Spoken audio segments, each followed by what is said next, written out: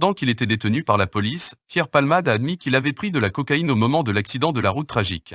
Selon une source proche du comédien qui s'est confiée à Voici, il dépensait une quantité importante d'argent chaque semaine pour nourrir son addiction.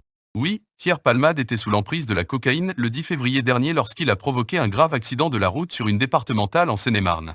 C'est ce qui a été dévoilé à la suite de tests toxicologiques. Une information qui a été confirmée par l'acolyte de Muriel Robin au cours de sa garde à vue. Selon nos confrères de TF1 Info, le comédien âgé de 54 ans a confirmé que 2 hommes étaient dans sa voiture au moment de l'accident, avec lesquels il avait eu des relations sexuelles en ayant consommé de la drogue.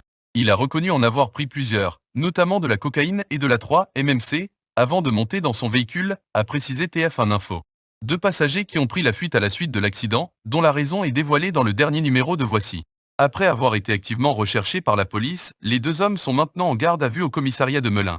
Ils risquent d'être poursuivis pour non-assistance à personne en danger. Voilà des années que Pierre Palmade se bat contre son addiction à la drogue.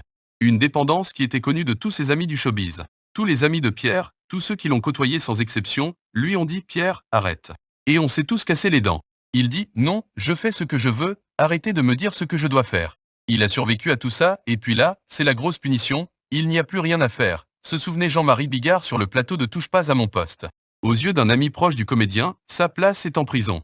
Selon les informations dévoilées par Voici, Pierre Palmade était affublé d'un surnom terrible dans le milieu en raison de son addiction. Il aurait dépensé une somme considérable en drogue chaque semaine, ce qui l'aurait amené à se retrouver pratiquement seul, ayant éloigné tous ses amis. Un de ses anciens proches a révélé que Palmade avait dépensé plus de 5 000 € par semaine pour lui et ses escorts, ce qui a entraîné de graves problèmes financiers, au point qu'il a mis sa maison en vente.